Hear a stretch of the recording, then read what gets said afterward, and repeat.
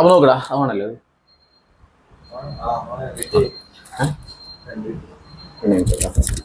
അപ്പൊ നോക്കിക്കേ electrical energy consumption and conservation ഉണ്ട്. ഞാൻ മലയാളം പറയുന്നുണ്ട്, ഇംഗ്ലീഷും പറയുന്നുണ്ട്. അപ്പൊ ഇലക്ട്രിക് എനർജി അത് കൺസ്യൂം ചെയ്യുന്നുണ്ടല്ലോ നമ്മൾക്ക് ഒരു 5 മിനിറ്റ് പോലും എന്തില്ലാണ്ട് ഇരിക്കാൻ പറ്റില്ല, കറണ്ട് ഇല്ലാണ്ട് ഇരിക്കാൻ പറ്റില്ലല്ലോ. ഡോർ ക്ലോസ് ചെയ്തേ. അപ്പൊ നോക്കിക്കോ. അപ്പൊ ഫസ്റ്റത്തിലേ കൊടുത്തിട്ടുള്ളത് ഒരു പിക്ചർ കൊടുത്തിട്ടുള്ളത് the fan and light are working unnecessarily. ആവശ്യമില്ലാണ്ട് ഫാനും പിന്നെ ലൈറ്റും ഒക്കെ വർക്ക് ചെയ്യുന്നുണ്ടല്ലോ. Then how can the current bill not increase? പിന്നെ എങ്ങനെയാ കറണ്ട് ബില്ല് കൂടാണ്ടിരിക്കുക എന്നാണ് അമ്മ ചോദിക്കണേ. അപ്പൊ കുട്ടി എന്താ പറയുന്നത്? Only 1 bulb and A fan are working. ഒരു ബൾബും ഒരു ഫാനും മാത്രമല്ലേ വർക്ക് ചെയ്യുന്നുള്ളൂ. അപ്പൊ വല്ലാണ്ട് കറണ്ട് ബില്ലൊന്നും കൂടില്ലല്ലോ എന്നാണ് കുട്ടി ചോദിക്കുന്നത്. ഓക്കെ, അപ്പൊ കൂടുതലോ നമ്മൾ കുറെ കാൽക്കുലേഷൻസ് ചെയ്തിട്ടുണ്ടെങ്കിലേ ഇല്ലേ?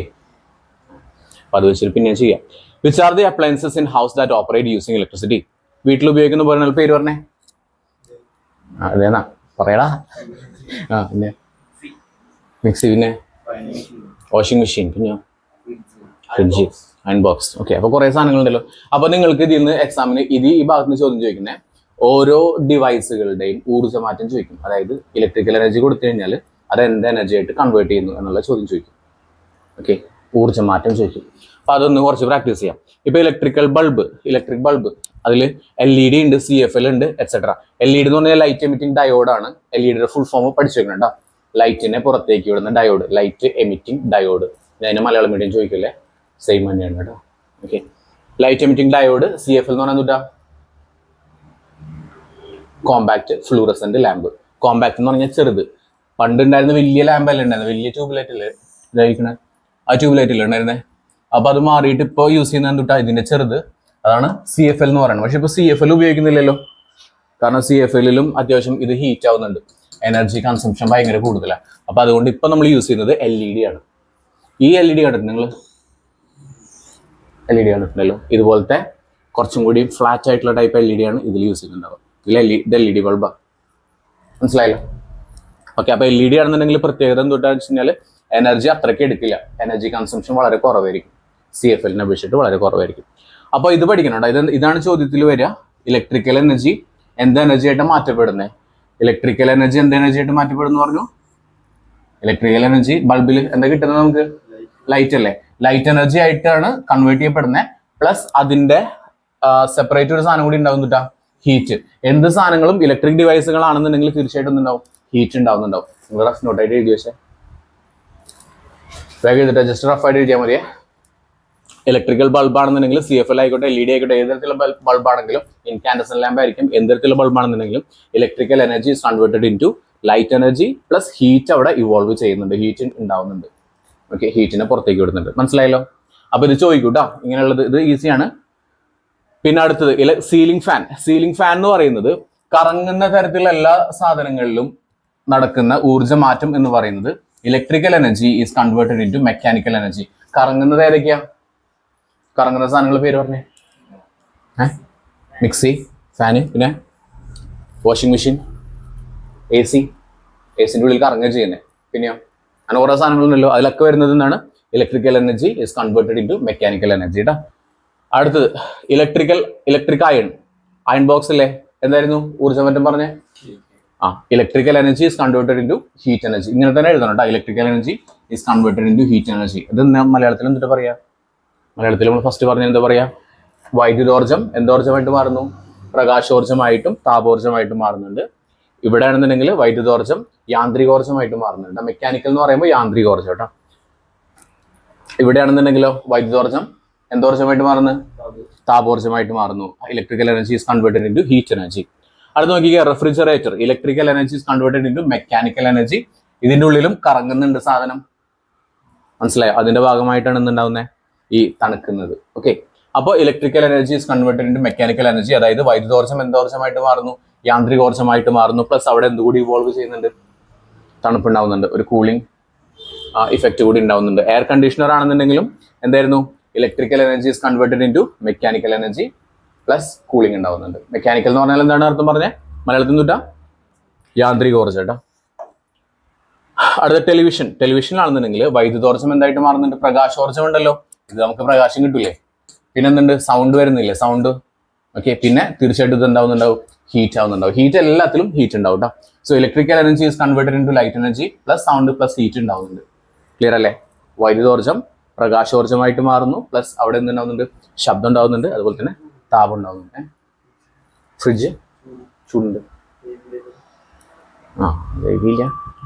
ഓക്കെ, ചൂട് എല്ലാത്തിനും ഉണ്ടാവുന്നുണ്ട്. ഓക്കെ, അപ്പോൾ സെപ്പറേറ്റ് ആയിട്ട് ഇരുന്നില്ല, എല്ലാത്തിനും ചൂടുണ്ടാവുന്നുണ്ട്. മിക്സർ ഗ്രൈൻഡർ തീർച്ചയായിട്ടും ഇവിടെ ഹീറ്റ് ഉണ്ടാവുമല്ലോ. മിക്സർ ഗ്രൈൻഡർ നമ്മൾ ഈ മിക്സി എന്ത് ചെയ്തെന്ന് വെച്ചാൽ, നമ്മൾ മിക്സി എന്ത് ചെയ്തിട്ടുണ്ട്, ഇവിടെ കണക്ട് ചെയ്തിട്ടുണ്ട്. നമ്മളൊരു ദിവസം മിക്സി ഓണാക്കി, അപ്പോൾ തന്നെ കറണ്ട് പോയി. നമ്മൾ മിക്സി ഓഫ് ആക്കാൻ മറന്നുപോയി. നമ്മൾ എന്നിട്ട് എന്ത് ചെയ്തു, ജോലി സ്ഥലത്തേക്ക് പോയി, കറണ്ട് വന്നു എന്ന് വിചാരിച്ചു. എന്ത് സംഭവിക്കും അവിടെ? ഇത് കത്തി പോകും. കാരണം എന്താ, ഇത് കുറേ നേരം വർക്ക് ചെയ്യുന്ന സമയത്ത് ഇത് ചൂടാവും, ചൂടായിട്ട് ഇത് കത്തിപ്പോവും. മനസ്സിലായോ? എൻജിൻ മെഷീൻ വന്നിട്ട് ചൂടായിട്ട് കത്തിപ്പോവും. അതുകൊണ്ടാണ് ഇപ്പോൾ അമ്മമാരൊക്കെ ചെയ്യുമ്പോൾ മിക്സിയിൽ ചെയ്യുന്ന സമയത്ത് കുറച്ച് നേരം അടിക്കും, ഓഫ് ചെയ്യും, എന്നിട്ട് അടിക്കും, ഓഫ് ചെയ്യും, അങ്ങനെ അടിക്കണം കണ്ടിട്ടില്ലേ? കാരണം ഒന്നാമത്തെ റീസൺ എന്ന് പറഞ്ഞാൽ കുറേ നേരം അടിച്ചു കഴിഞ്ഞാൽ ഇതിൻ്റെ ഉള്ളിലുള്ള കോയിലുകളൊക്കെ ചൂടായിട്ട് കത്തിപ്പോവും. സോ ഇലക്ട്രിക്കൽ എനർജി, വൈദ്യുതോർജ്ജം എന്തായിട്ട് മാറുന്നത്? Mechanical energy. ഇവിടെ കൈനറ്റിക് ഉണ്ട്, കൈനറ്റിക് നിങ്ങൾ പറയണ്ട. കൈനറ്റിക് എന്ന് പറഞ്ഞാൽ മൂവ് ചെയ്യുന്നുള്ള അർത്ഥമാണ്, അത് വേണ്ട. മെക്കാനിക്കൽ എനർജി, യാന്ത്രികോർജ്ജം, അതുപോലെ തന്നെ സൗണ്ട് ഉണ്ടാവുന്നുണ്ട് കേട്ടോ. ക്ലിയർ അല്ലേ? പിന്നെ എന്നിട്ട് ഇലക്ട്രിക് ഹീറ്റർ അല്ലെങ്കിൽ ഗീസർ, നമ്മുടെ വെള്ളമൊക്കെ ചൂടാക്കാനായിട്ട് ഉപയോഗിക്കുന്ന സംഭവമാണ്. അതിലെന്താ സംഭവിക്കുന്നത്? വൈദ്യുതോർജ്ജം എന്തോർജ്ജമായിട്ട് മാറുന്നു? താപോർജ്ജമായിട്ട് മാറുന്നു. Electrical energy is converted into heat energy. Washing machine എന്തുട്ടാ? Electrical energy is converted into എന്തുട്ടാ? Mechanical energy. ഓക്കെ, പിന്നെന്തുണ്ടാവുന്നുണ്ട്? ഹീറ്റ് ഉണ്ടാവുന്നുണ്ട്. ക്ലിയർ അല്ലേ? സംടൈംസ് ഒന്നും കൊടുത്തിട്ടില്ല, സംടൈംസ് ഒന്നുമല്ല, ഹീറ്റ് ഡെഫിനറ്റ്ലി ഉണ്ടാവും. പിന്നെ അതിൽ ഉപയോഗിച്ചിട്ടുള്ള ഉപകരണങ്ങളുടെ പ്രത്യേകത അനുസരിച്ച് ഹീറ്റിന്റെ അളവിൽ വ്യത്യാസം വരും കേട്ടോ. മൈക്രോവേവ് ഓവൻ, ഓവനിലാണെങ്കിൽ എന്താ സംഭവിക്കുന്നത്? Electrical energy is converted into heat energy. ശരിക്ക് അവിടെ മൈക്രോവേവ് റേഡിയേഷൻ ആണ് ഉണ്ടാവുന്നത്. മൈക്രോവേവ് റേഡിയേഷൻ നമ്മൾ പറഞ്ഞില്ലേ, VIBGYOR, violet, indigo, blue, green, yellow, orange, red. വയലറ്റിന്റെ അപ്പുറത്തായിട്ട് അൾട്രാ വയലറ്റ്, റെഡിന്റെ അപ്പുറത്തായിട്ട് എന്നിട്ടുള്ളത്, റെഡിന്റെ അപ്പുറത്ത് ഇൻഫ്രാറെഡ് ഉണ്ടെന്ന് പറഞ്ഞില്ലേ? ആ ഒരു കാറ്റഗറിയിലൊക്കെ വരുന്ന സംഭവമാണ് മൈക്രോവേവ് റേഡിയേഷനും എക്സ്റേസും അതൊക്കെ വരുന്നത് കേട്ടോ. ടോസ്റ്റർ എന്നിട്ടാ? Electrical energy is converted into heat energy. Okay, അപ്പോൾ നോക്കിക്കേ, നമ്മൾ പറഞ്ഞു എന്ത് സാധനം വർക്ക് ചെയ്യുന്ന സമയത്തും ഹീറ്റ് ഉണ്ടാവുന്നുണ്ട്. പക്ഷെ നമ്മൾ ഹീറ്റാണ് ഉപയോഗിക്കുന്നത്. ഇപ്പോൾ നമ്മൾ ലൈറ്റ് ഇടുന്ന സമയത്ത് അവിടെ ഹീറ്റ് ഉണ്ടാവുന്നുണ്ടെങ്കിൽ പോലും നമ്മൾ ഹീറ്റാണ് ഉപയോഗിക്കുന്നത്, അല്ലല്ലോ, ലൈറ്റാണ് ഉപയോഗിക്കുന്നത്. So useful form of energy into which an appliance mainly converts electric energy is considered the effect of electric current. അതായത് വൈദ്യുതിയുടെ ഏത് ഫലമാണ് എന്ന് തീരുമാനിക്കുന്നത് നമ്മൾ എന്ത് കാര്യത്തിന് വേണ്ടിയിട്ടാണ് അത് ഉപയോഗിക്കുന്നത്. ഫോർ എക്സാമ്പിൾ ലൈറ്റ്, ബൾബാണെന്നുണ്ടെങ്കിൽ അതിന്റെ ഇഫക്റ്റ് ഓഫ് ഇലക്ട്രിക് കറണ്ട് എന്താണ്? ബൾബാണെന്നുണ്ടെങ്കിൽ ലൈറ്റ് അല്ലേ, ലൈറ്റിംഗ് എഫക്റ്റ് അല്ലേ, ലൈറ്റിന്റെ എഫക്റ്റ് അല്ലേ വേണ്ടേ? ഓക്കെ, ഇനിയിപ്പോൾ നമ്മുടെ ഇതാണെങ്കിലോ, മിക്സി ആണെങ്കിലോ, ഏത് എഫക്റ്റ് നമ്മൾ യൂസ് ചെയ്യുന്നത്? മെക്കാനിക്കൽ എഫക്റ്റ് അല്ലേ യൂസ് ചെയ്യുന്നത്. ഓക്കെ, സോ അത് മനസ്സിലാക്കി. ഇവിടെ ഏതാണ് യൂസ്ഫുൾ ആയിട്ടുള്ളത് അതാണ് അതിന്റെ മെക്കാനിക്കൽ എന്ന് പറഞ്ഞത്. അപ്പോൾ നമ്മൾ നേരത്തെ പറഞ്ഞു എല്ലാ ഡിവൈസിനും ഹീറ്റ് ഉണ്ടാവുന്നുണ്ടല്ലോ, അപ്പോൾ ഹീറ്റ് മാത്രം എഴുതിയാൽ പോരെ എന്ന് വിചാരിക്കും. ഹീറ്റ് മാത്രം എഴുതിയാൽ പോരാ, അതിൽ മെയിനായിട്ട് നമ്മൾ എന്തിനു വേണ്ടിയിട്ടാണ് അത് ഉപയോഗിക്കുന്നത് അതാണ് എഴുതേണ്ടത്. മനസ്സിലായല്ലോ? അപ്പോൾ അടുത്ത് നമ്മൾ പഠിക്കുന്നത് ഇമ്പോർട്ടൻ്റ് ആയിട്ടുള്ള ഒരു ഭാഗം എന്ന് പറയുന്നത് heating effect of electric current എന്നുള്ളതാണ് കേട്ടോ. അപ്പോൾ ഈ പണ്ടത്തെ ബൾബ് കണ്ടിട്ടില്ലേ? ഇതിനെ പറയുന്നതാണ് ഇൻകാൻഡസെന്റ് ലാമ്പ് എന്ന് പറയും. ഓക്കെ, ഇതിന്റെ ഉള്ളിലായിട്ടുള്ള ഒരു ഫിലമെന്റ് ഉണ്ട്.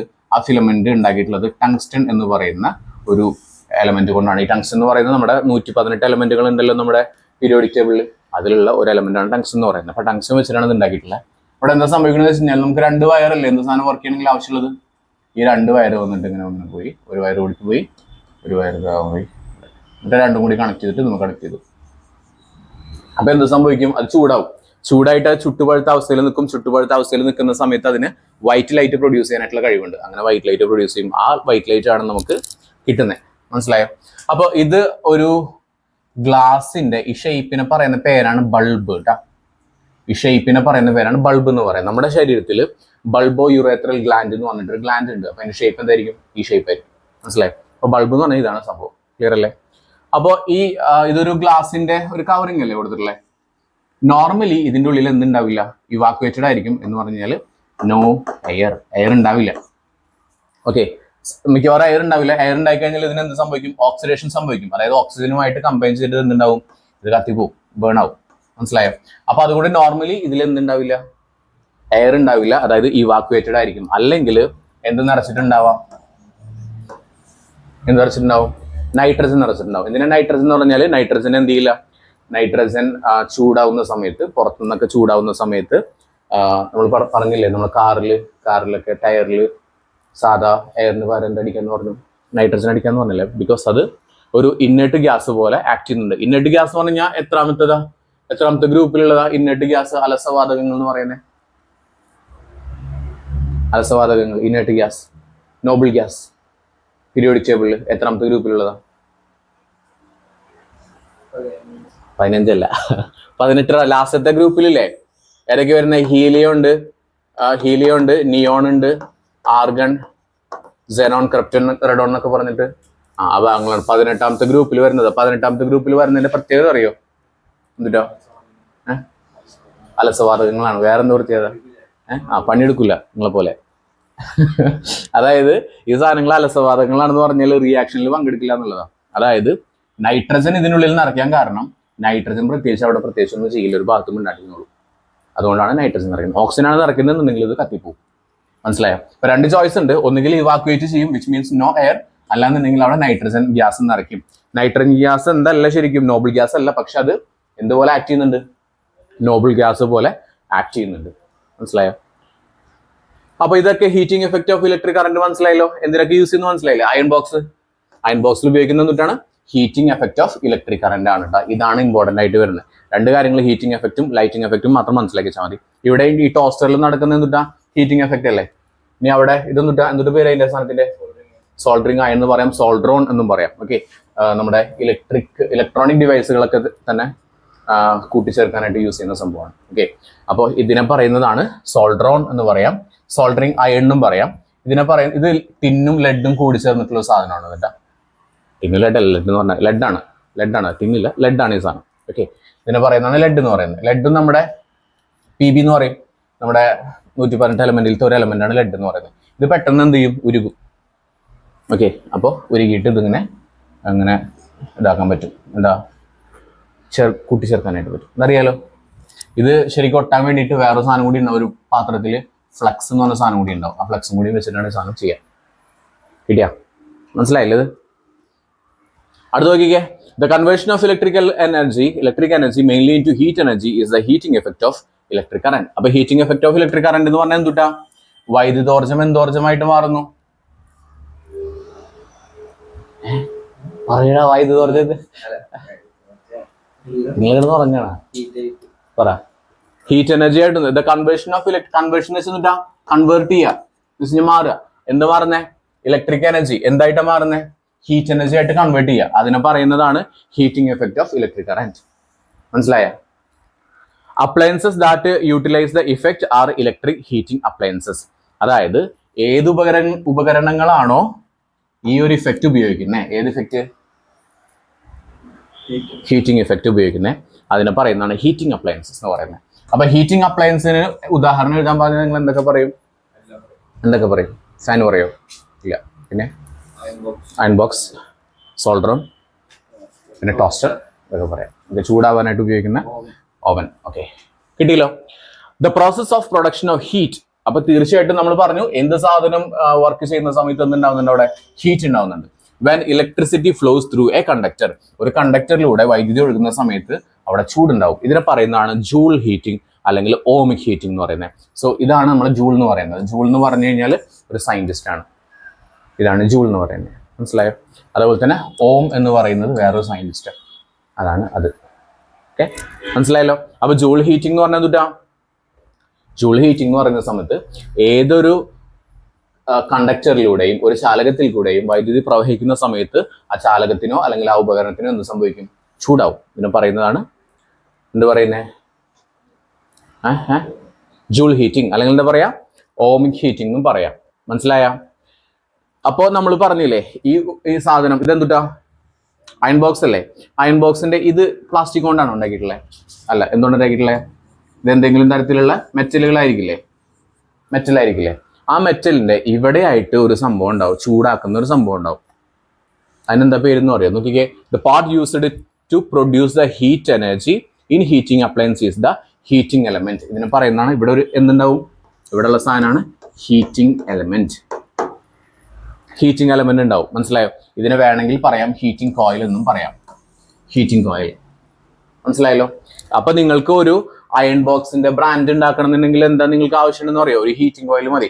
അതായത് ഒരു ഫേസ് ലൈന്, ഒരു ന്യൂട്രൽ ലൈൻ, 2 ലൈൻ അല്ല ആവശ്യമുള്ളൂ. ഒരു സാധനം വർക്ക് ചെയ്യണമെങ്കിൽ 2 സാധനമല്ലേ കുത്തണേ. അത് നമ്മൾ സാധനം വർക്ക് ചെയ്യുന്ന സമയത്ത് ഇത് വർക്ക് ചെയ്യണമെന്നുണ്ടെങ്കിൽ എനിക്ക് 2 വയറ് പോരെ, മതി. ഒരെണ്ണം വരുന്ന 8 വയറാ, അത് ഞാൻ പറയാം. അപ്പൊ ഈ 2 വയർ മതി വർക്ക് ചെയ്യണമെന്നുണ്ടെങ്കിൽ. ഈ 2 വയറ് പ്ലഗിൽ കുത്തിയിട്ടുണ്ട്. സോ ഇവിടെ സോക്കറ്റ് ഉണ്ടെന്ന് വിചാരിച്ചോ, ഇവിടെ നമ്മൾ കണക്ട് ചെയ്തിട്ടുണ്ട്. ഈ വയർ വന്നിട്ട് എന്ത് ചെയ്യും, ഇവിടെ ഒരു ഹീറ്റിംഗ് കോയിൽ ഉണ്ടാവും.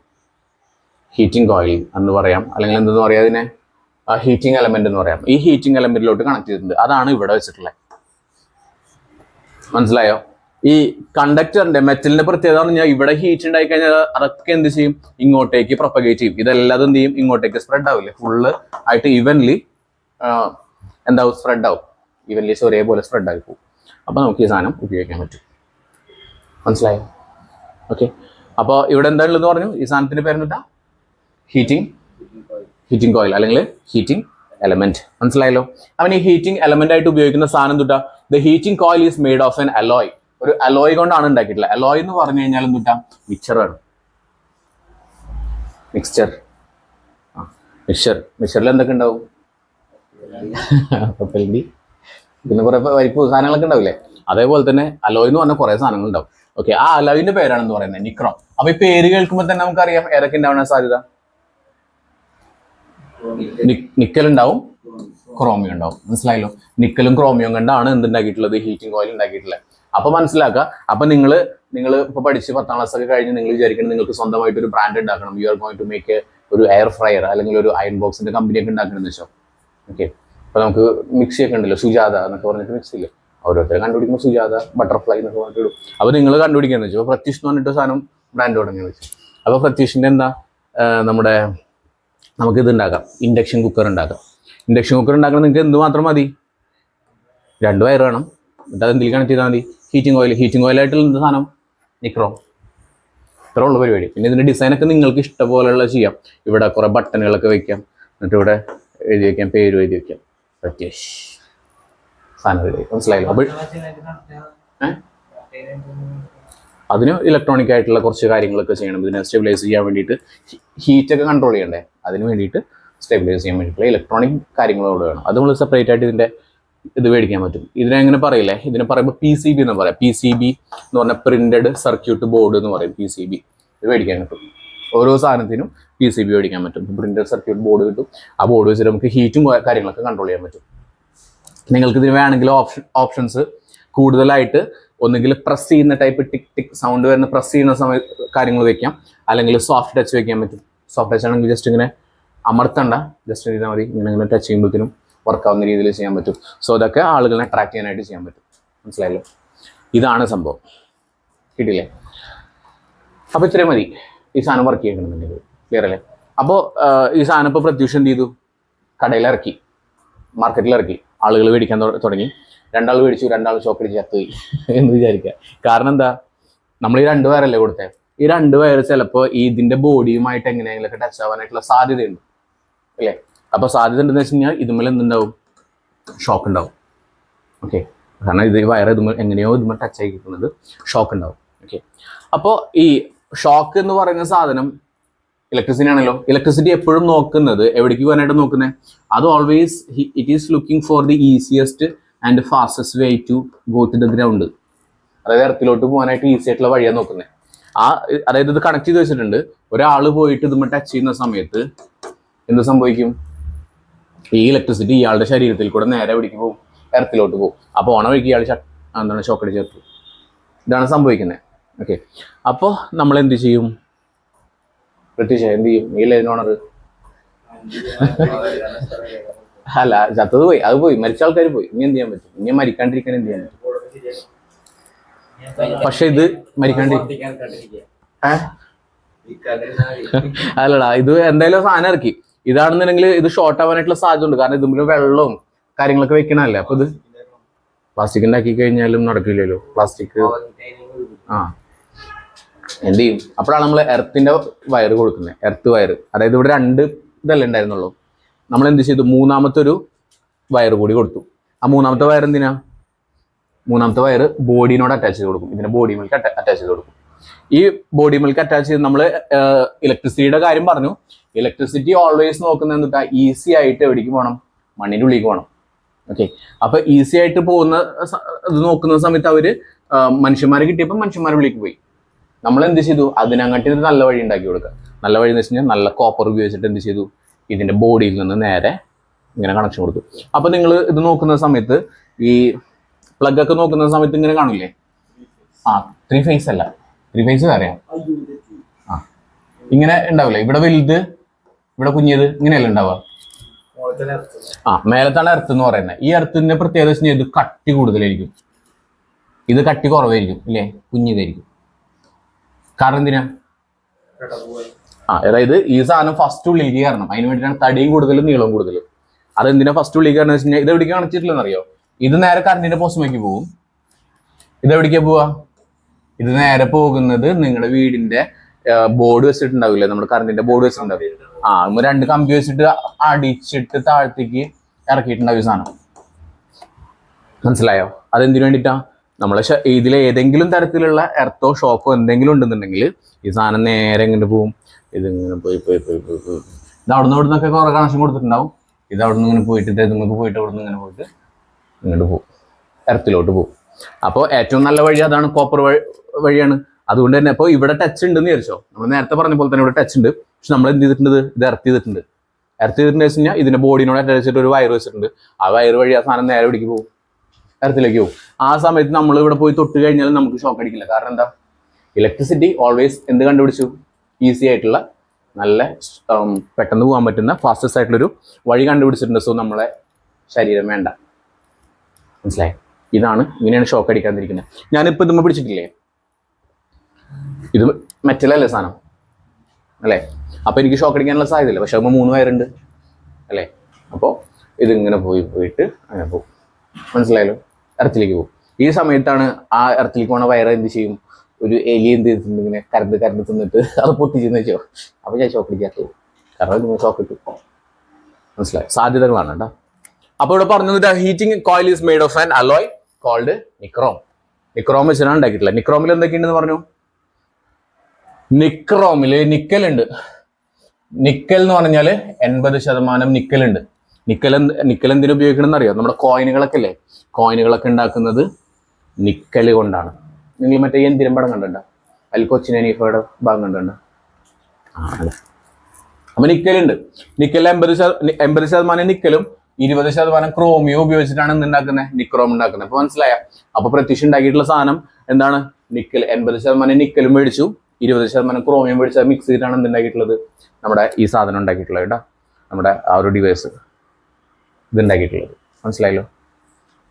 അപ്പോൾ ഇത് രണ്ടുകൊണ്ടാണ്. ചില സമയത്ത് ഇപ്പോൾ പ്രത്യക്ഷ വിചാരിക്കുകയാണ് എല്ലാവരും നിക്കലും ക്രോമിയലും ഉണ്ടാക്കുന്നത്. എനിക്ക് എൻ്റെതായിട്ടുള്ള സീക്രട്ട് സാധനം വേണ്ടേ? എല്ലാവർക്കും ഒരു യൂണീക്ക് ആയിട്ടുള്ള സാധനം വേണ്ടേ? അപ്പോൾ പ്രത്യക്ഷന് വേണമെങ്കിൽ എന്ത് ചെയ്യാം? Some types may also contain a small amount of ഇച്ചിരി അയേണും കൂടി ചേർക്കാം, അല്ലെങ്കിൽ ഇച്ചിരി മാംഗനീസ്, ഇതിലേതെങ്കിലും കൂടി ഉണ്ടാവും. ഓക്കെ.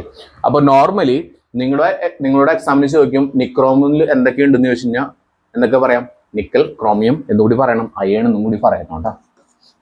നിക്കൽ, ക്രോമിയം, അയൺ, ഈ 3 കാര്യങ്ങളാണ് പഠിക്കേണ്ടത്. നോർമലി നിക്കലും ക്രോമിയം മാത്രമേ ഉള്ളൂ. പക്ഷെ നിങ്ങൾ പഠിക്കുമ്പോൾ നിക്കൽ, ക്രോമിയം, അയണും കൂടി ഉണ്ട്. അപ്പൊ നിക്കൽ എന്ന് പറഞ്ഞാൽ നമുക്കറിയാം 28ാമത്തെ മൂലകമാണ് 118 എലമെന്റുകളിൽ. 28ാമത്തെ എലമെന്റ് ആണ് നിക്കൽ എന്ന് പറയുന്നത്. നിക്കൽ വെച്ചിട്ടാണ് നമ്മുടെ ഈ കോയിനൊക്കെ ഉണ്ടാക്കുന്നത്. 10ന്റെ കോയിനില്ലേ? 10ന്റെ കോയിനിൽ ഈ സാധനമല്ലേ ഇങ്ങനെ ഈ റൗണ്ട് ഉള്ളത്, അതുണ്ടാക്കുന്നത് നിക്കലും വേറെ എന്തൊക്കെ സാധനം വെച്ചിട്ടാണ്.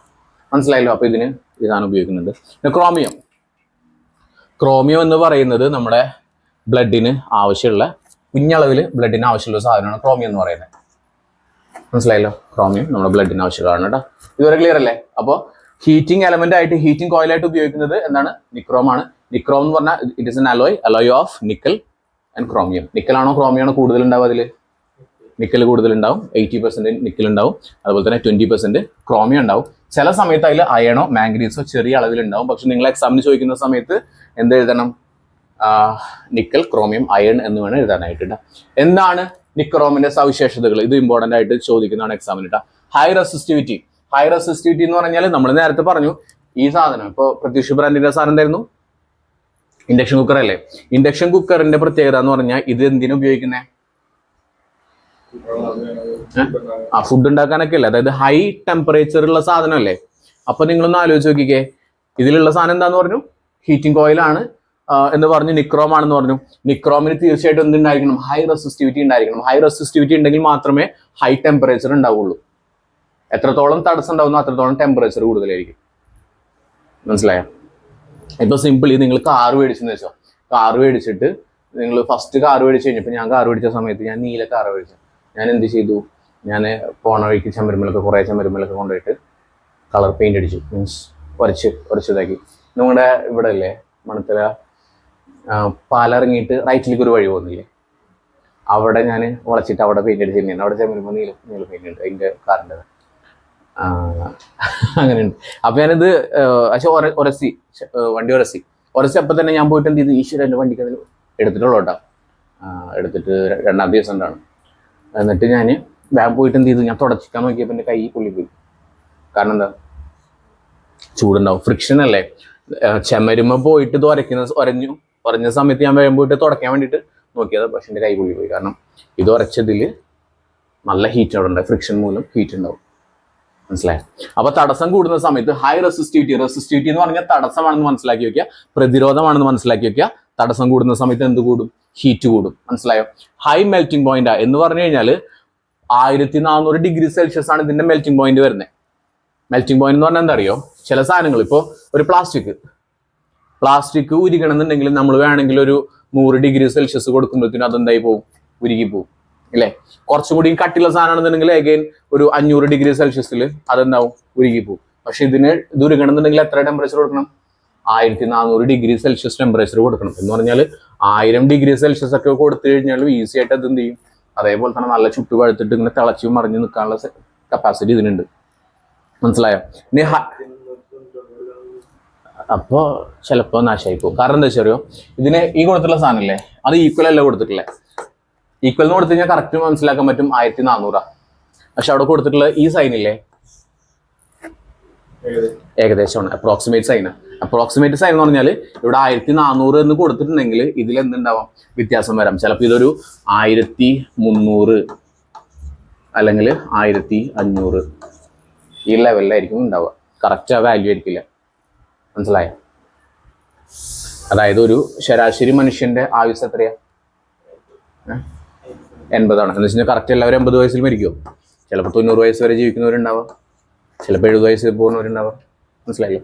അതേപോലെ തന്നെയാണ് ഇതിൻ്റെ കേട്ടോ. ഹൈ ഓക്സിഡേഷൻ റെസിസ്റ്റൻസ് എന്ന് പറഞ്ഞാൽ പെട്ടെന്ന് കത്തിപ്പോകുന്നില്ല. മനസ്സിലായോ? പെട്ടെന്ന് കത്തിപ്പോകില്ല. Can remain red hot for a long time. കുറേ നേരം എന്ത് ചെയ്യാൻ പറ്റും? ചുട്ടുപഴുത്ത അവസ്ഥയിൽ നിൽക്കാനായിട്ടുള്ള കഴിവുണ്ട്. Can remain in red hot condition for a long time. Good mechanical strength. നല്ല മെക്കാനിക്കൽ സ്ട്രെങ്ത് ഉണ്ട്, പൊട്ടിപ്പോകുന്നില്ല പെട്ടെന്ന്. ഓക്കെ.